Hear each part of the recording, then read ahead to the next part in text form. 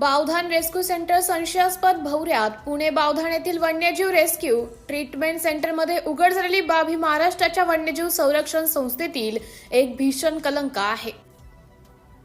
Rescue charitable trust आणि महाराष्ट्र राज्य one विभाग यांच्या 15 मार्च 2024 रोजी झालेल्या करारातील नियम धाब्यावर बसवून रुग्ण व जखमी वन्य प्राण्यांचा वापर विदेशी प्रशिक्षणार्थी पशुवैद्यकीय विद्यार्थ्यांना लाईव्ह प्रॅक्टिकल मटेरियल म्हणून करण्यात येत असल्याचं स्पष्ट होते। हे उघडपणे भारतीय वन कायद्याची थेट पायमल्ली आहे। सुरक्षा, संवर्धन, प्रजातींचं पुनर्वसन आणि कायदेशीर संरक्षणाच्या नावाखाली केंद्रामध्ये जे सुरू होते ते कोणत्याही प्रकारे उपचार नसून अनाधिकृत वैद्यकीय प्रयोग, प्रशिक्षणात्मक हस्तक्षेप आणि प्राण्यांच्या हक्कांचे निर्घृण उल्लंघन आहे। महाराष्ट्राच्या कायद्याच्या नजरेत हा स्पष्ट गुन्हा आहे आणि क्राईम करप्शन कंट्रोल असोसिएशनने यावर अत्यंत कडक स्वरूपात उच्चस्तरीय FIR आणि आरोपपत्र दाखल करण्याची मागणी केली आहे। प्राथमिक तपासात उपलब्ध झालेल्या माहितीवरून असेही स्पष्ट दिसते की परदेशी प्रशिक्षणार्थ्यांकडून शुल्क, देणग्या किंवा इंटर्नशिप फी या नावाखाली काही आर्थिक व्यवहार झाले असल्याची दाट शक्यता आहे। असे जर असल्याची पुष्टी झाली तर हे FCRA ऍक्ट 2010 चे गंभीर उल्लंघन ठरेल आणि यातील सामील घटकांना थेट गुन्हेगारी तरतुदीनुसार जबाबदार धरावे लागेल। यापेक्षा धक्कादायक बाब म्हणजे या संपूर्ण गैरव्यवहारात काही विभागीय अधिकारी किंवा कर्मचारी वर्गाचे मूक सहकार्य, मौखिक मान्यता किंवा जाणून बुजून दुर्लक्ष असल्याचे संकेत मिळत आहेत।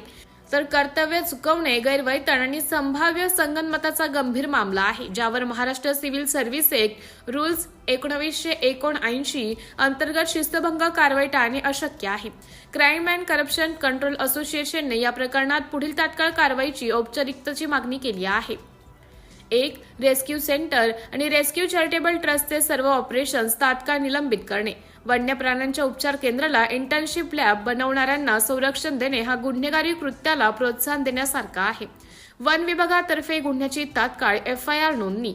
FIR मध्ये पुढील कठोर कायदे अनिवार्य: वाईल्ड लाईफ प्रोटेक्शन ऍक्ट 1972 कलम 9, 39, 49, 50, 51, prevention of cruelty to animal act 1960, Indian veterinary council act 1984, अनाधिकृत प्रॅक्टिसेस, FCRA ऍक्ट 2010 परदेशी निधी व्यवहार, IPC 406, 409, 420, 120B आणि 34 फसवणूक, विश्वासघात आणि संगनमत, आर्थिक व्यवहार, बँक स्टेटमेंट, CCTV फुटेज, उपचार नोंदणी, मृत्यू अहवाल, करार प्राप्त आणि उपस्थित नोंदणीची फॉरेन्सिक जप्ती व वैज्ञानिक तपासणी। दोषी आढळणाऱ्यांना व्यक्ती व अधिकारी वर्गाविरुद्ध विभागीय तसेच गुन्हेगारी दोन्ही कारवाई। तपास पूर्ण होताच सक्षम न्यायालयात चार्जशीट दाखल करणे। या प्रकरणात तपास टाळणे किंवा मुद्दाम विलंब करणे हा स्वतःच दंडनीय अपराध ठरणार आहे।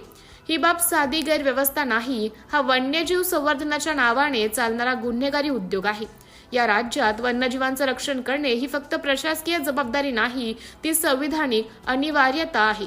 या प्रकरणात कोणतेही राजकीय, प्रशासकीय किंवा खासगी संरक्षण मान्य केले जाणार नाही आणि दोषींना कायद्याच्या सर्वात कठोर दंडात्मक तरतुदींचा सामना करावा लागेल। Crime and corruption control association या प्रकरणाचा पाठपुरावा शेवटपर्यंत करणार असून हा घोटाळा महाराष्ट्रातील वन्य व्यवस्थेतील अनियमिततेचा शेवटचा दिवस ठरणार की आरंभ हे पुढील कारवाईवर अवलंबून आहे।